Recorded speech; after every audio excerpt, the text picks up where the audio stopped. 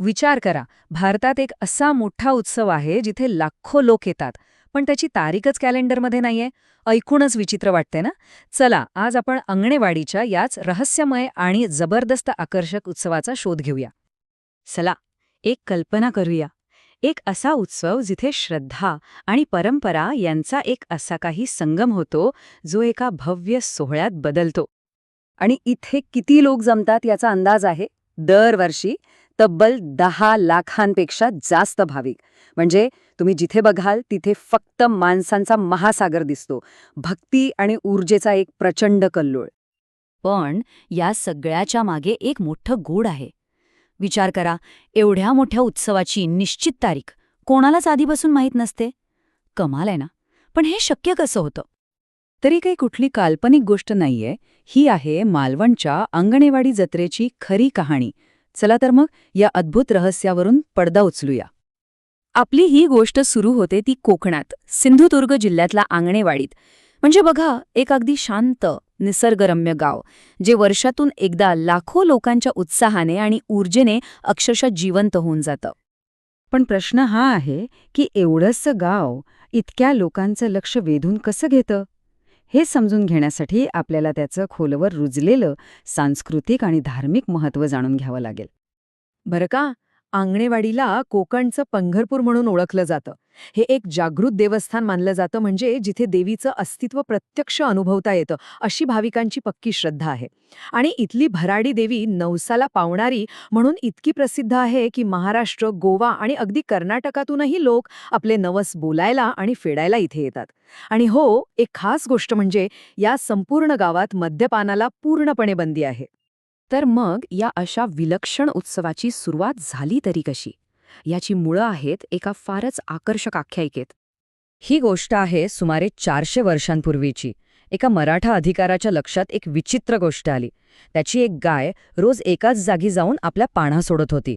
त्याला आश्चर्य वाटलं. त्याने कुतूहलाने तिथे जाऊन पाहिलं तर काय, त्याला जमिनीत लपलेला एक स्वयंभू पाषाण सापडला. आणि त्याच रात्री देवीने त्याच्या स्वप्नात दृष्टांत दिला. आता ती खडकाळ म्हणजे भरड जमिनीत सापडली ना, म्हणून तिला भराडी देवी असं नाव मिळालं. आणि तेव्हापासून तिच्या पूजेला सुरुवात झाली. चला, आता आपण पुन्हा त्या आपल्या मूळ रहस्याकडे येऊया. एवढा मोठा उत्सव, पण त्याची तारीख नक्की ठरते कशी? आता बघा, अनेकांना असं वाटतं की देवी स्वतःच तारीख जाहीर करते. पण सत्य त्याहूनही जास्त रंजक आहे. ही एक अशी प्रक्रिया आहे जी त्या गावच्या समाजात आणि त्यांच्या परंपरेत खोलवर रुजलेली आहे. ही प्रक्रिया खरंच खूपच खास आहे बरं का. सगळ्यात आधी होते पारध, म्हणजे रानडुकराची एक पारंपरिक शिकार केली जाते. त्याचं मांस, ज्याला कोष्ठी म्हणतात, ते गावकऱ्यांमध्ये प्रसाद म्हणून वाटलं जातं. यानंतर सगळे गावकरी डाळपसाठी एकत्र बसतात. इथेच एकमताने जत्रेची तारीख ठरवली जाते. आणि शेवटी निवडलेल्या तारखेसाठी देवीचा कौल घेतला जातो, म्हणजेच तिची परवानगी मागितली जाते. खरं तर ही श्रद्धा आणि लोकशाही यांचा एक सुंदर मिलाप आहे. आणि हा डाळप शब्द आहे ना, तो खूप महत्वाचा आहे. याचा सरळ अर्थ आहे एकमत.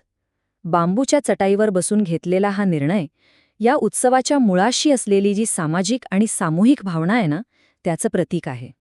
ठीक आहे, तारीख तर ठरली. चला, आता आपण थेट जत्रेच्या त्या उत्साही वातावरणातच जाऊया. ह्या 1.5 दिवसाच्या भव्य उत्सवात नेमकं घडतं तरी काय? ही जत्रा म्हणजे ना विधी, उत्सव आणि सामाजिकतेचा एक रंगीबेरंगी सोहळा असतो. अगदी पहाटे 4 वाजता विधी सुरू होतात. मग ताटे लावळे नावाचा एक खूप छान कार्यक्रम असतो, जिथे गावातील सगळ्या महिला एकत्र येऊन महाप्रसाद बनवतात. आणि सगळ्यात सुंदर गोष्ट काय माहितीये? या दिवशी अंगणेवाडीतल्या कोणत्याही घरात तुमचं जेवणासाठी स्वागत केलं जातं. लोक देवीला साड्या, नारळ आणि तुलाभार म्हणजे स्वतःच्या वजनाइतकं धान्य वगैरे अर्पण करतात. आणि या सगळ्यात जत्रेत मासे विकण्याची एक अनोखी परंपराही जपली जाते.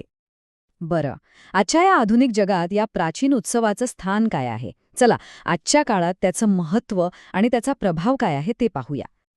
ह्या जत्रेची प्रसिद्धी इतकी आहे की इथे स्थानिक शेतकऱ्यांपासून ते अगदी सेलिब्रिटीज आणि मोठे राजकीय नेतेसुद्धा दर्शनासाठी येतात. हेच या उत्सवाच्या न संपणाऱ्या आकर्षणाचा पुरावा आहे. अगदी महाराष्ट्राच्या मुख्यमंत्र्यांनी सुद्धा इथे भेट देऊन आश्वासन दिलं आहे की भाविकांसाठी चांगल्या सुविधा दिल्या जातील आणि कोकणचा विकास केला जाईल. यावरूनच आपल्याला कळतं की ह्या उत्सवाला राज्यस्तरावर किती महत्त्व दिलं जातंय. तर जाता जाता एक शेवटचा विचार मनात येतो.